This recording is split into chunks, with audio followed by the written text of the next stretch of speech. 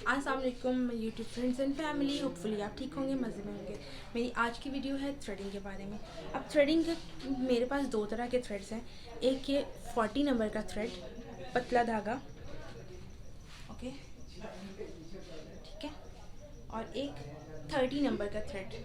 ये सूती है, ऑर्गेनिक है मेरे पास, ठीक है। ये थोड़ा मोटा धागा है। अब आपको पता कैसे चलेगा आप कौन सा थ्रेड किस पे यूज़ कर सकते हो? आप यूज़ कर सकते हो बिगनर्स के लिए, स्पेशली जो नई बच्चियाँ जो बिल्कुल भी नया सीख रही हैं। एक्सपेरिमेंट्स नहीं करें प्लीज़। अगर आपके मेंटोर्स आपको कुछ कहते हैं तो प्लीज़ मेक श्योर कि आप उसको एक बार सुनें, ठीक है। अब आपने करना क्या है, आपने सबसे पहले 30 नंबर का थ्रेड लेना है। ये मार्केट से 30 रुपये का मिलता है, कोई एक्सपेंसिव नहीं है। अगर आप किसी भी आम शॉप से लेते हो तो 30 में, बाकी मॉल का आई डोंट नो, ठीक है। 30 का मैंने लिया था एंड आई गेस कि मेरा 6 मंथ हो गया, उससे ज़्यादा ही चल रहा है। ये वाला थ्रेड जो है ना, ये देखिए, ये फिरता नहीं है, ठीक है। इजीली इससे बाल निकल जाते हैं, आसानी से इससे बाल निकल जाते हैं और रूट से निकलते हैं, जड़ों से निकलते हैं, ठीक है। अगर आप इसको स्लोली चलाएंगे तो ये जड़ों से बाल निकलते हैं। ये एक एक बाल को जड़ से खींचता है, ठीक है। आप इसकी देख रहे हो कि कंसिस्टेंसी कितना थिक है, ये कितना मोटा है। इसके चांसेस नहीं होते कि आपको कट लगे। देन जी मेरे पास है ये 40 नंबर का थ्रेड, डी वैलो 40 नंबर का थ्रेड है। ये बहुत बारीक है,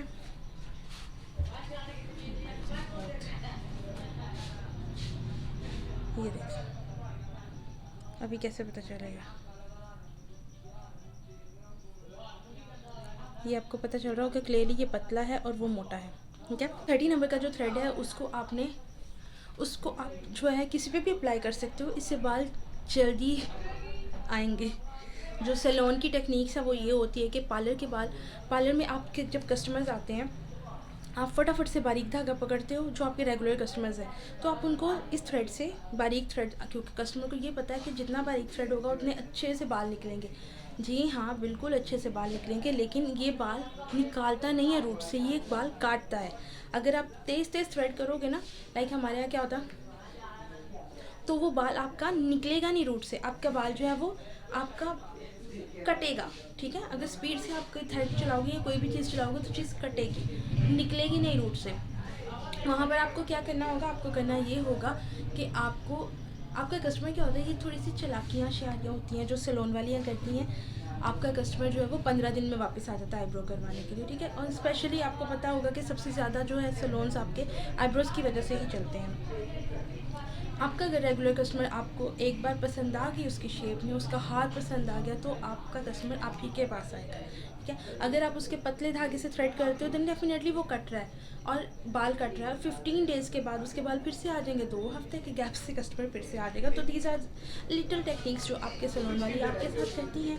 आप भी पता चले कि आपके दुकान सब पार्लर वाली मोटा धागा यूज़ करती हैं या पतला, ठीक है। मैं तो मोटा यूज़ करवाती हूँ बिकॉज मुझे नहीं चाहिए कि मेरे बहुत बड़े बाल आ जाए या ज़्यादा हो जाए, और स्पेशली मुझे कट्स लगने का डर होता है क्योंकि मेरी स्किन जो है वो यहाँ से सेंसिटिव है, मुझे बहुत जल्दी कट्स आ जाते हैं। अब थ्रेड करने का तरीका क्या होता है बिगनर्स के लिए? सबसे पहले आपने थ्रेड को लिया, ठीक है। इसको यहाँ दाढ़ों में, दांतों में नहीं, क्योंकि दांत से दर्द होगी, दाढ़ों में फंसाना है आपने, साइड पे, ठीक है। पूरा हाथ यहाँ लगाया, 1, इसका मैंने यहाँ से पकड़ा, ठीक है, 2, 3, 4 एंड 5। अब करना क्या है, इसको लंबा करेंगे, यहाँ से ढीला छोड़ना है, ठीक है। अब आपने करना है अंगूठे से खींचना है और इससे खोलना है, अंगूठे से पीछे करना है, इससे खोलना है। जैसे सीज़र चलाते हैं ना, सीज़र को खोलने के लिए दोनों फिंगर्स यूज़ होती है, तो सेम ऐसी है। अंगूठे से नीचे किया, इससे खोला, अंगूठे से नीचे किया, इससे खोला। आपने पूरे 5 मिनट तक इसको हवा में चलाना है। जब आप हवा में चलाएंगे देन आपको पता चल जाएगा कि इसको खोलना बंद करना आपके लिए कितना मुश्किल हो रहा है। आपने ये कोशिश नहीं करनी है कि ये पास रहे, आपने ये कोशिश करनी है इसको थ्रेड को दूर रखना है, ठीक है। हमने कस्टमर अक्सर देखा है कि जो सैलून वाली गर्ल्स होती है वो ऊपर ही चढ़ जाती हैं अपर लिप्स करने के लिए, आईब्रो करने के लिए, तो एक तो बॉडी ओडर और जो आपने खास ख्याल रखना होता है कि ऐसे जब आपका कोई कस्टमर आए तो आप थोड़ा सा ड्यूड्रेंट वगैरह लगा लें और थोड़ा सा इसको डिस्टेंस पे रखें थ्रेड को, ठीक है। जब आप थ्रेड को डिस्टेंस पे रखेंगे ना, ये देखें, लाइक इससे मैंने प्रेस किया नीचे और इससे खोल लिया, ये इससे नीचे इसे खोल लिया। अगर आप हार्ड रखते हैं तो आपके आईब्रो करते वक्त कस्टमर को पेन होगी। अगर आप धागा ढीला रखते हैं तो आपके आईब्रो करते वक्त पेन नहीं होगी। वन थिंग, ये कभी भी मत सोचे कि पाउडर लगाने से पेन नहीं होगी, नहीं, ये आपके हाथ की ग्रिप होती है। अगर आपकी ग्रिप बहुत हार्ड है तो डेफिनेटली उसको पेन होगी खींचने में पूरी लाइन।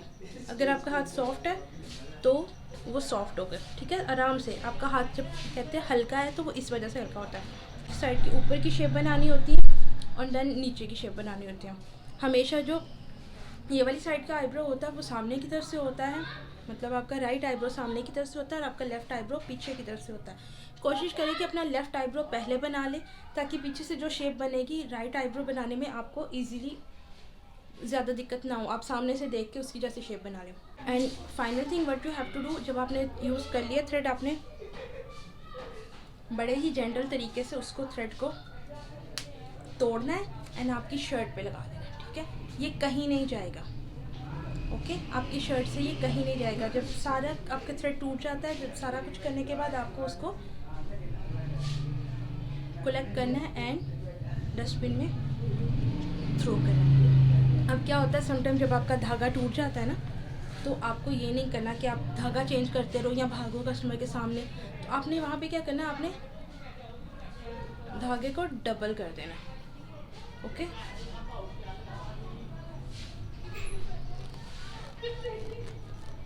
सेम, और आपने यूं यूं यूं नहीं करना, हमेशा आपने वहीं पे रहना है एंड आपका थ्रेड जो है वो दूर दूर तक चलना चाहिए। आप थ्रेड प्रैक्टिस कहाँ कर सकते हो, पहले 5 मिनट में आप लोग कर सकते हो हवा में, एक दिन पूरा आप हवा में थ्रेड चलाइए। देन सेकंड डे आप क्या कर सकते हो, आपके घर पे होते हैं पिलोज, ठीक है। अगर आपके घर में कोई सोफ़ा या चेयर है तो आप उसकी सोफ़े की साइड पे बैठ के उसको थ्रेड कीजिए, ना कि आप किसी पे एक्सपेरिमेंट करें और ना आईब्रो रिमूव कर दें। एंड उसके अलावा आप कोई भी पिलो ले सकते हैं, पिलो की साइड रख के ना सामने उसके कॉर्नर को आईब्रो करें, ठीक है। एंड थर्ड थिंग है कि आपने कोई भी ऐसे ट्राउज़र पहन लेना जिस पर बुर हो। अक्सर होते हैं पुराने कपड़े पड़े होते हैं, कोई भी ट्राउज़र पहन लेना, तो फिर आपको अपने घुटने के ऊपर करना है, ठीक है, लाइक दिस, अपने घुटने के ऊपर थ्रेड करना है। उससे जैसे जैसे आपके सारी बुर रिमूव होगी, दैट मीन्स कि आप इसी टेक्निक में या इसी तरीके से आपके बाल भी रिमूव होंगे।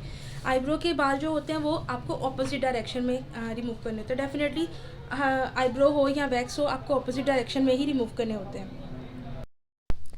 चलिए जी, चलते हैं कि आईब्रो थ्रेडिंग करते कैसे हैं। सबसे पहले आपने अच्छे तरीके से देख लेना है कि आईब्रो के बाल किस डायरेक्शन में है। फ्रंट के जो बाल होते हैं वो ऊपर के डायरेक्शन में होते हैं, और अपने पाउडर लगाना, ये नहीं कि बस पाउडर अन्यवा आपने गिरा देना फेस के ऊपर, नहीं। पाउडर का मतलब होता है कि जो फेस जो है वो इतने सा जो चिकना है या कोई ऑयली एरिया है तो उसको आप ड्राई करें ताकि धागा स्मूथली मूव कर जाए। हाँ, फिर ऊपर का पार्ट मैंने लिया, आप देख रहे होंगे कि मैंने बिल्कुल एक लाइन की तरह नहीं खींचा, बहुत सारे मैंने बाल छोड़े ताकि आप पहले आइडेंटिफाई कर लें जो शेप है, उस शेप के हिसाब से आप थोड़े थोड़े बाल निकालें। ये नहीं कि अगर फर्स्ट से ही निकाल देंगे तो ऐसी बात है, फिर तो गुंजाइश ही नहीं है ना बचनी। देन साइड से लें, आप जो प्रॉपर शेप है वहाँ पे उसके सराउंडिंग एरिया से एक्स्ट्रा बाल निकाल लें। ये देख रहे हैं, जितने बाल खड़े होते हैं उसको कट करना होता है।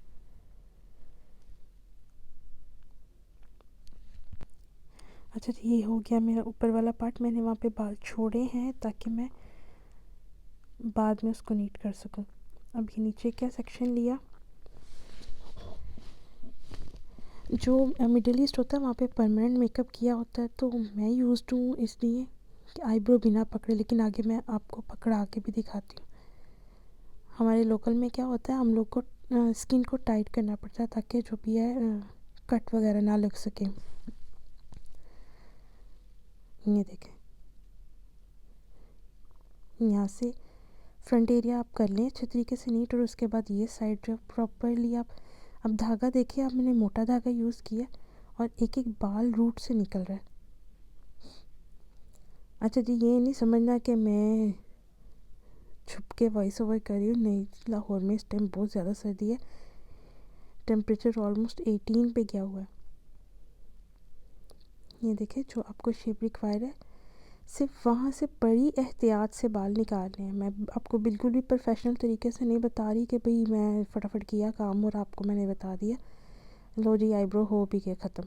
नहीं, आपको एक एक पार्ट मैंने बताया, पहले फ्रंट से किया, फिर मैंने जितना भी एरिया होता है आंख का जहाँ पे बाल आते वो, फिर उसके बाद ये जो बचे हैं शेप के बाल ये निकाले हैं।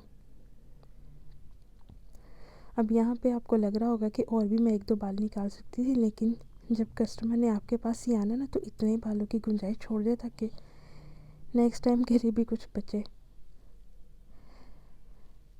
ये हर ब्यूटिशियन की आदत होती है कि परफेक्ट आईब्रो में भी हम लोग मिस्टेक्स निकाल लेते हैं, ठीक है, क्योंकि हर किसी लड़की का अपना एक स्टाइल होता है।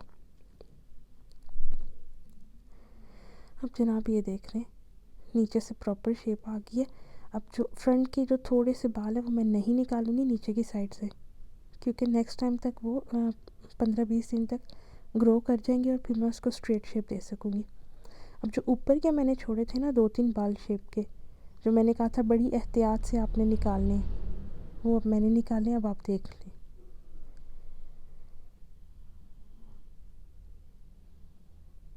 ये देख सकते हैं आप।